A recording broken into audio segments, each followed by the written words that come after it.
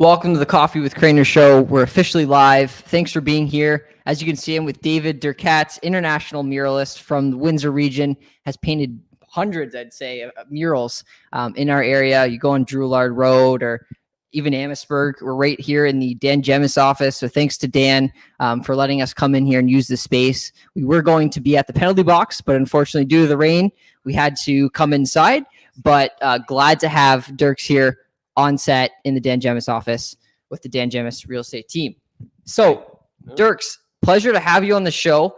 And for those watching, you can actually share and you can win 4 Persevere murals that Derkz has printed and signed. So all you have to do is share this post, go follow, like Derkz's page, and then you enter for a chance to win. This is a $400 package. 4 people can win either medium or small sized prints of the giant large scale mural dedicated to frontline healthcare workers right at the penalty box. So Derkz, pleasure to have you on the show today, man. Thank you, sir. Thanks for having me, my man. Sorry, I was just trying to share the link as you were saying that. So as he was saying, yeah, you get a chance to win a limited edition signed and numbered print by me of one of my favorite murals, the penalty box mural of the healthcare workers. So if you guys want to show some love, share this link and you can get a chance to win one of those. Sweet. And Derkz, talk to me about that piece right on the penalty box. What was that like to you, painting that?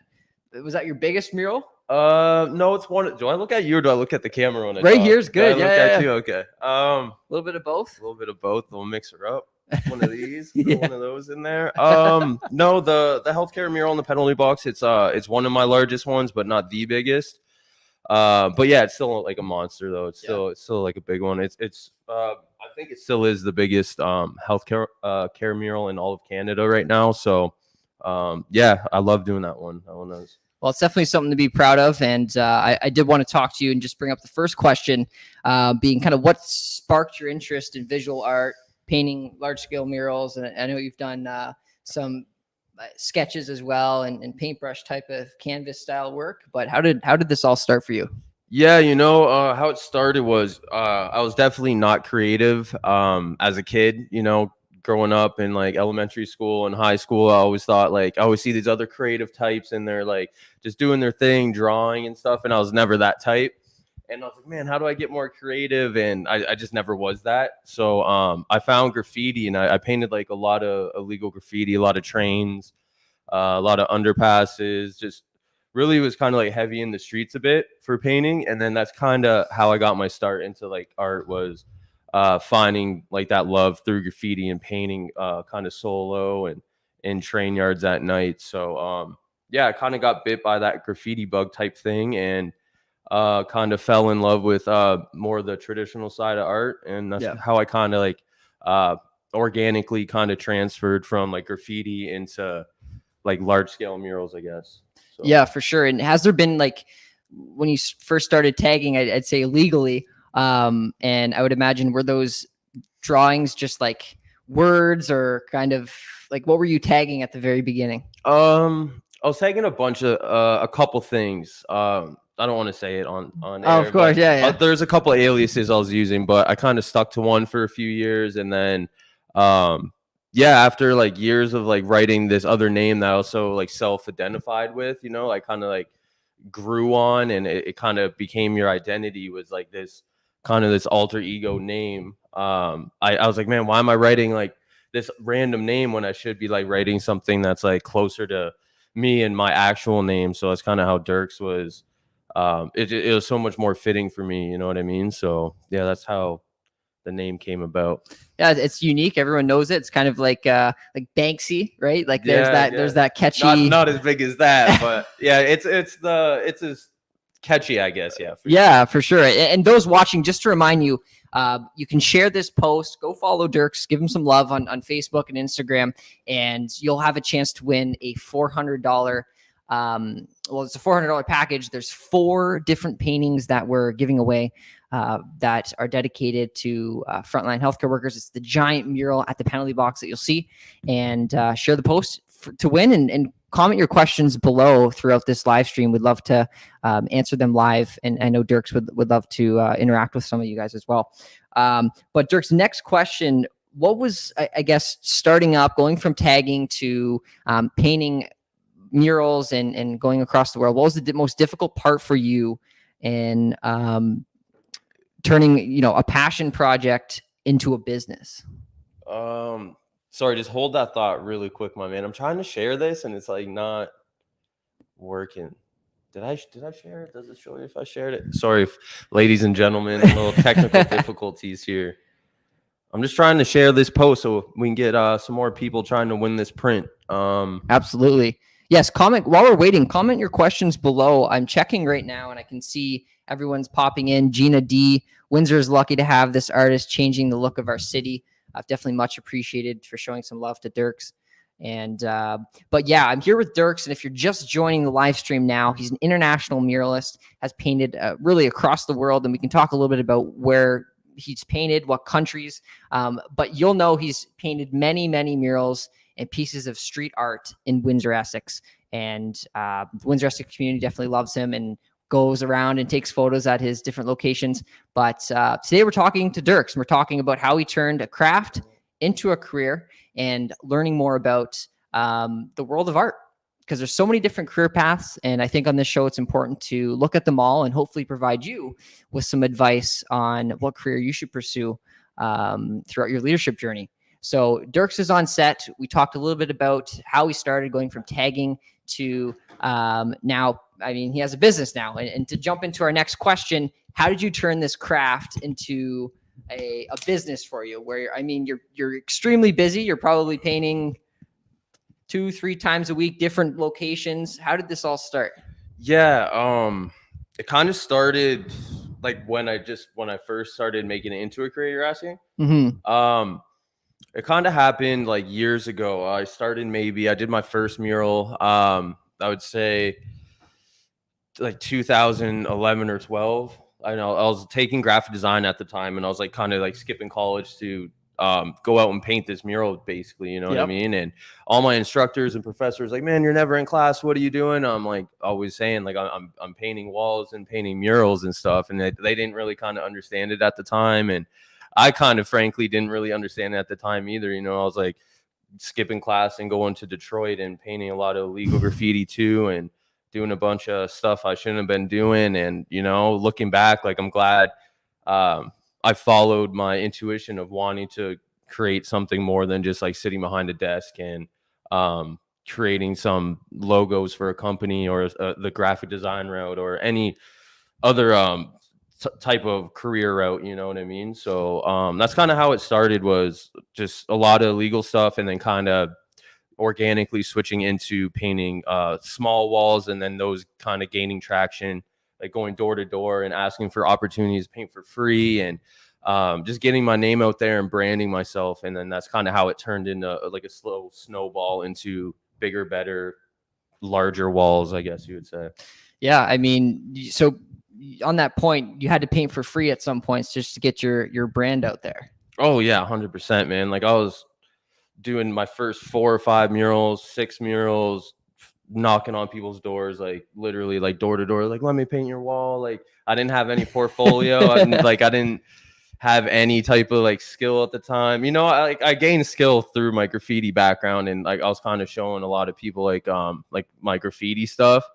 But yeah, at the beginning I was just doing free stuff just to get my name out there and show people that I actually want to do this. You know, the struggle was definitely hard at the very beginning, you know, because now there's like so many incentives and like grants and like BIA sponsorships right now. It's kind of like, it's a lot different than it was back then. Like that, there wasn't any of that funding like at all back then. So I definitely took the long and the hard route, but it definitely kind of made me into like the artist I am today, and kind of like helped me persevere through a lot of those like adversities and stuff. So yeah, I'm super grateful for the hardships in the past, definitely. So, and I know for a short period you went to Toronto to paint. What was that experience like, going to Toronto, Windsor? Yeah, like it was going from Windsor to Toronto. I stayed there for about maybe 3.5, 4 years. And that was going from like, you know, a small kind of laid back city of Windsor, you know, everyone's a little gritty and rugged and this head to the ground and just grinding, you know. And then you go to Toronto and it's like this whole other crazy animal, and I just got like immersed in like that whole vibe of the city, and I loved it. To this day I still love Toronto, and I would love to go back, but yeah, it just wasn't fitting for me at the time to stay. And was it competitive? Was it extremely competitive in Toronto? yeah, no, I was doing a lot of canvas work then. Like I was still doing a lot of murals like in Windsor, but like I got rid of, like when I moved there, I got rid of like tons of stuff, like all my equipment and ladders and scaffolding and everything I needed to become a muralist. I kind of got rid of just because like I had to pack light for Toronto, and Toronto was a whole other animal. Like that was a tough few years, the first few years to get going in that city. But yeah. So what are some other places that you've had the opportunity to paint? There's been a lot over the past couple years. Probably like most notably, there's like a big mansion in Vegas, and they kind of flew out like 12 or 15 artists from around the world, and we kind of painted this big mansion in Vegas, and painted it, the whole thing, top to bottom, whole exterior type thing, and it kind of went viral on a few of the videos. And yeah, that was like this big spectacle. It was on like Unilad and like Gaming Bible, if people are familiar with that. So that had like, some of the videos were like up to 2 million to like 60 million views. Wow. Unfortunately, I wasn't on that 60 million view video, but a few of them there's like a few million. But yeah, and then other spots like I did some stuff for Jake Paul, the YouTuber in like LA and Calabasas, and you know, we stayed at his house for like a couple months, or his mansion, I should say. Yeah. I think it was like massive. It's a massive mansion. And yeah, just like, you know, like Hollywood, a couple spots there, and France and England, Ireland, just like whatever, name a few off the top, you know. So, but yeah, those are some of the places. So well, I mean, November 8th is coming up quick, so you might be able to get back over to the States. And yeah. I think you painted in Colorado and other places like that. Yeah, Colorado, Miami. Yeah, man, I'm excited when the borders open. I have a job out in LA right now I'm supposed to be doing, but yeah, stuck it's here, baby. Yeah, it's hard with the border being closed. Yeah. I want to answer just a couple questions that popped up in the comments. Dave Honor's wondering, where do you get your inspiration as to what you paint? And Dave's actually an Amherstburg resident, and we're located in Amherstburg right now at the Dan Gemmis office. So shout out to Dan for allowing us to be here tonight. But thank you, Dan. He's painted David Derkz or David has painted 3 murals in Amherstburg in like less than a month, right? So yeah, what inspired, you know, when you're creating those pieces, what inspires you to paint them? Yeah, thanks for your question. Was it Dave? Was it? Yes. Yep. Dave Hunter. Oh, is that Dave Hunter? No, Dave Honor. Oh, Honor. Sorry, I thought it was my buddy Hunter. Dave Honor. Thanks for the question. Yeah, huge shout out to Richard Petty and Colleen Petty. They're doing crazy stuff here in Amherstburg. They invited me and commissioned me to do 3 walls on one of their buildings on the River Bookshop, one of them on the Panetaria. I always don't know how to pronounce that. Yeah. The bakery, the new bakery, and then another wall behind the bookshop as well. They're building crazy infrastructure in the city, trying to make it a creative art hub. So yeah, huge shout out to Colleen and Richard. But to get to your question, for inspiration, just for things like this, they kind of had a certain direction they wanted to go with. But luckily for me, when I get great clients like that, it's easy to kind of navigate their vision. They kind of left it really open-ended for me to kind of come up with something creative on my own. And they just had certain stipulations that they wanted, just like super bright, bold and vivid, which are kind of characteristics of my normal like aesthetic. But yeah, I kind of got to do my own lane on it, which was cool. So like I get a lot of inspiration from doing like portraits and just like the kind of the human connection between like people. I feel is like a massive inspiration to me. You know, you can meet someone on the street and like everyone has that deeper rooted story. You know what I mean? I'm always so interested of learning everyone's like past and present and future, you know, and like just running into someone random can change your trajectory that whole day, or could even lead into something like serendipitous like years down the road. So I'm like really into like that connection type thing, and that's like the main motivation behind my inspiration, I guess, like especially with portraits. Definitely. No, I definitely understand that. And I guess for you is the best feeling being able to create a piece of art and having like no limits. Like with design wise, or Absolutely, yeah. yeah, you know, that's obviously the goal as like an artist or kind of like any discipline when you're in a certain career path or a certain discipline. If someone gives you free reign to kind of like be yourself and like have no boundaries and hinges on kind of what you want to create, like whether you're like a dancer or a break dancer and you can just kind of like move with the music, same Do with what you like want, yeah. same with like art too, you know. That's why I kind of got into doing larger murals, is because you can kind of just use your whole body like on the wall and kind of do these crazy like strokes and dynamic movements. And yeah, it's great when people let you have kind of creative freedom to do what you want. So And how hard is that on your hands and your arms, kind of, for hours? yeah, my hands are already jacked up, but Yeah. I'll have carpal tunnel when I'm 20 or 37. I'm Yeah. already 30 now. 37, but yeah. And no, speaking on that, what age did you start getting into art? I didn't get into art, like actual drawing art, till I was like maybe like 20, 21, 22. But I was doing graffiti since I was like 13 or 14. So I got like maybe like 10 years or like 5-10 years experience of doing graffiti and writing on the streets. And then I kind of like picked up a pencil like during college. So I kind of got a late start on the drawing game, but I kind of developed skill through like doing graffiti and getting like can control and stuff like that. So can control, talk to me about that for those that haven't sprayed a spray can or a paint or painted. What is that? Yeah, can control is basically just getting control of your can, your spray can. Like when I paint, like 99% of all my art is through spray paint, as a lot of people know. And yeah, it's just the more you get used to your can, it's like it's like an external part of your body at that point. You know, you kind of can manipulate the outputs of the spray paint coming out, the pressure of like the jet, different angles, and you can kind of just gain it over years and years. It took me probably like 10 years now to kind of hone it in and get to where I want it to be. But there's obviously years to come and explore that. But yeah, it takes years to develop. Even like writing a nice signature, you know what I mean? So it's like anything. The more hours you put into something, the better you'll get at it. So absolutely. And jumping over just to the comments section, Jeff Folks, Amherstburg resident, great job in Amherstburg. Looking forward to seeing more of your work in town. Dr. Phoebe Lamb at the University of Windsor, she says, and it's in quotes, "Art to me is a humanitarian act, and I believe that there's a responsibility that art should somehow be able to affect mankind to make the world a better place." And that's by Jeff Koons. So this is exactly what you're doing, Derkz. So that's awesome, man. Yeah, I totally agree with you, Jeff. That's an amazing comment. I do definitely agree. So another question: have you ever used stencils in your painting?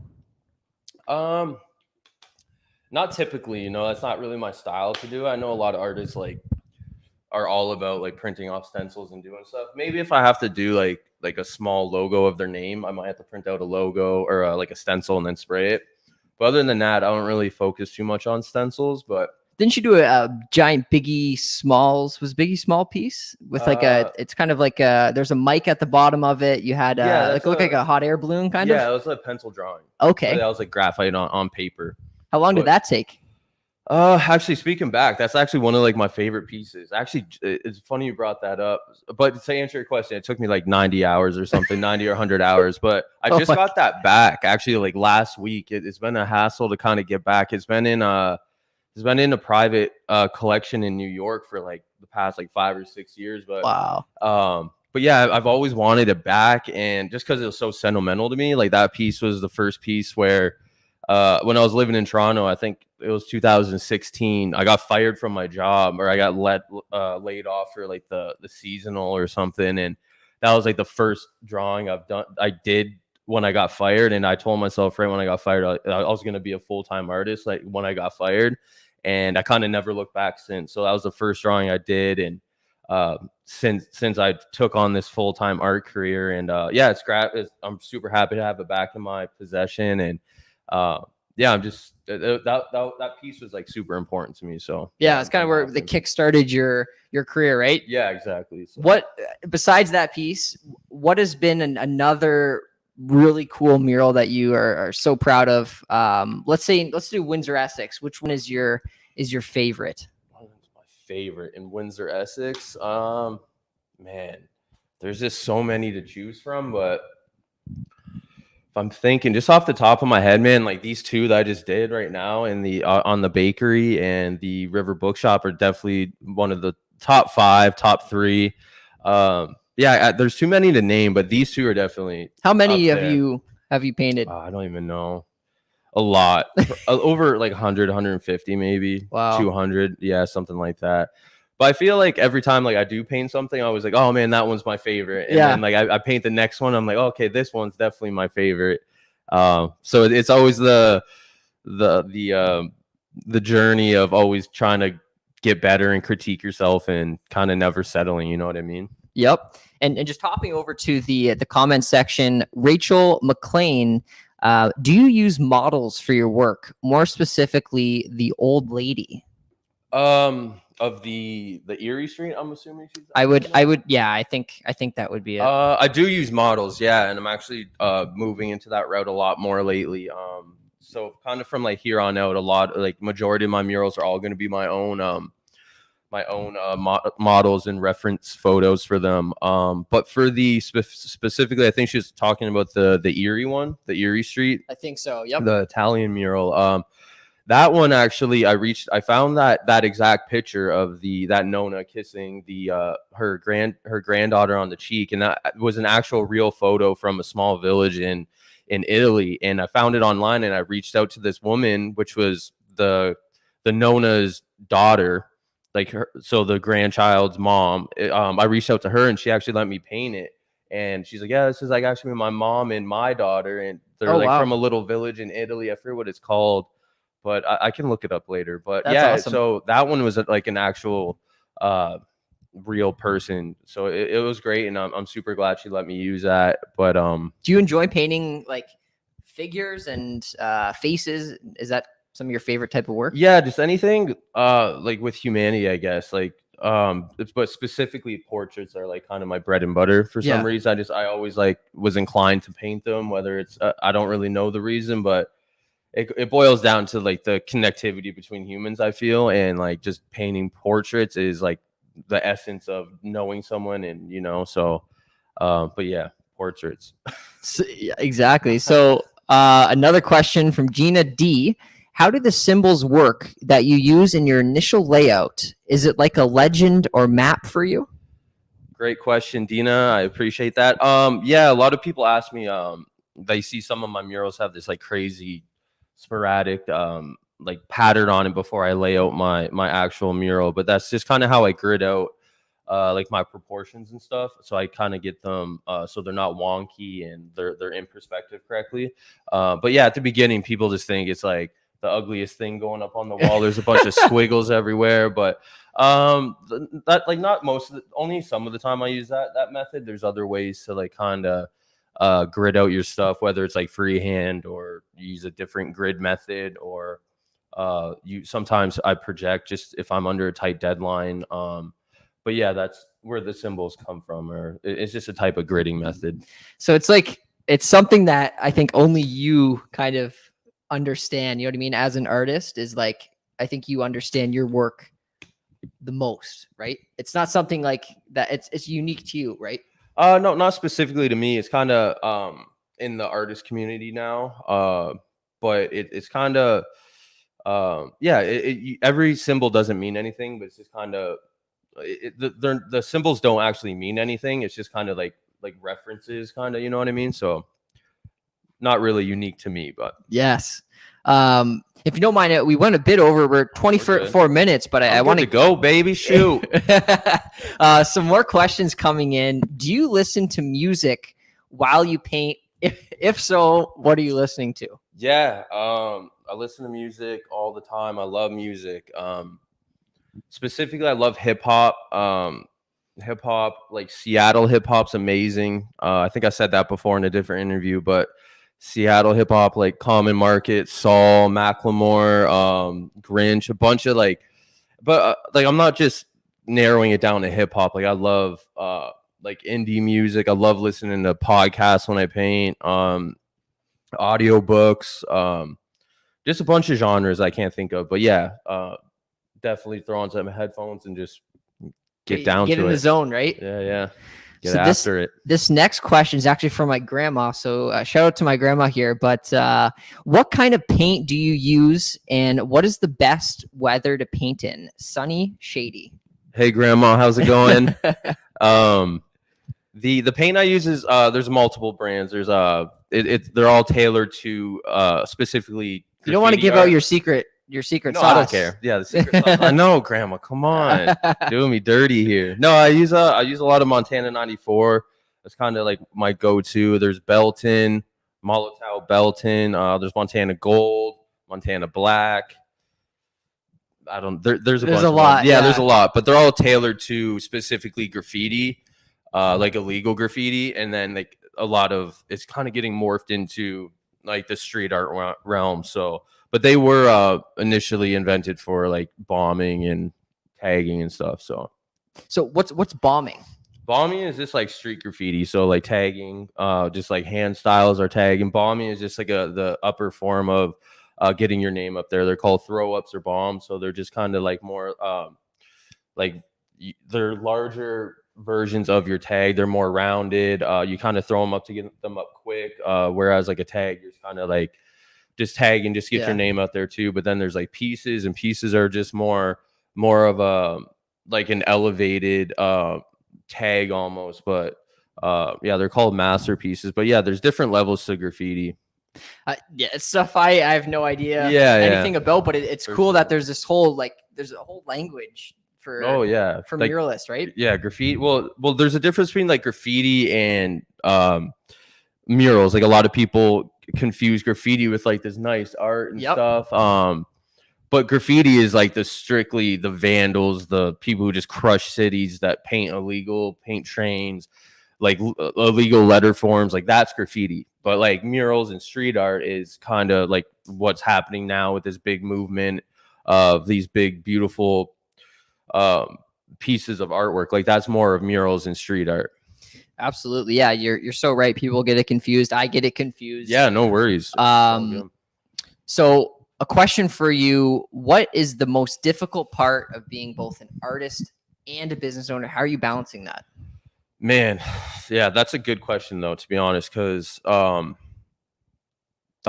like looking back, I didn't realize how much of like a businessman you have to be, and like a marketing kind of guru into your own self. Like I kind of got into art where I didn't have to deal with all like the logistics of anything and dealing with like bosses and you work for yourself, right? Yeah.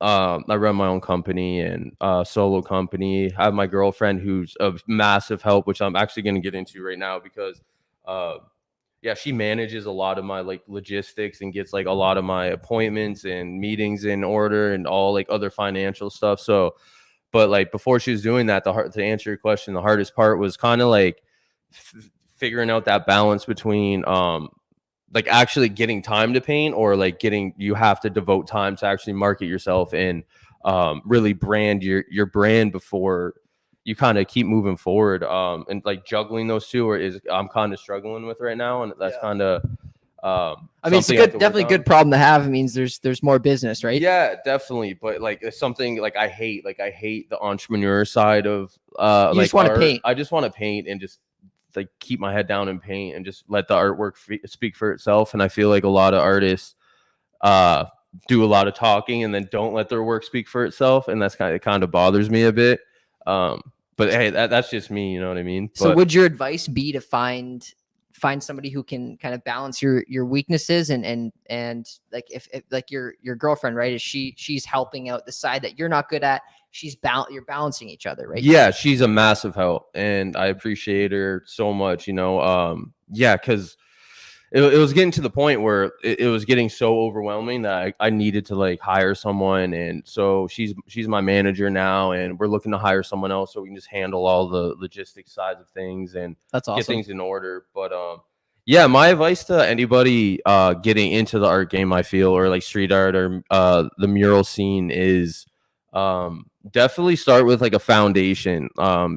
Go back and start like I would say start how I kind of started, where you got to like pave your own way and put in tons of gritty hours and develop your skill before and kind of get a portfolio before you start getting these big websites for $5,000 or $6,000 and doing these big logos and branding and websites and blasting all over social media. Like you need like down to that base of like can control, like learning how to you need even that product. You need something. You need that like that foundation, and like don't go jumping into like these big business plans and business models and listening to gurus and stuff on YouTube. Like you need to definitely just find what you're like definitely passionate about in art or what in any other discipline, whether it's like guitar playing or being a pianist or whatever.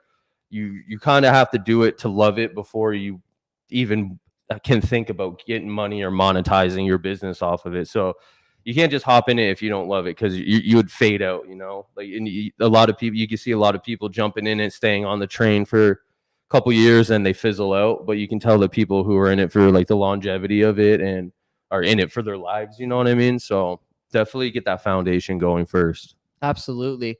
Well, Derkz, I mean, we've been here for a while, and there's been a lot of a lot of great comments and love for you in this community, and you know, glad to have you on the show. I know we went back and forth a bit because Derkz is extremely busy. He probably has 5, 6, 10 murals on the go right now.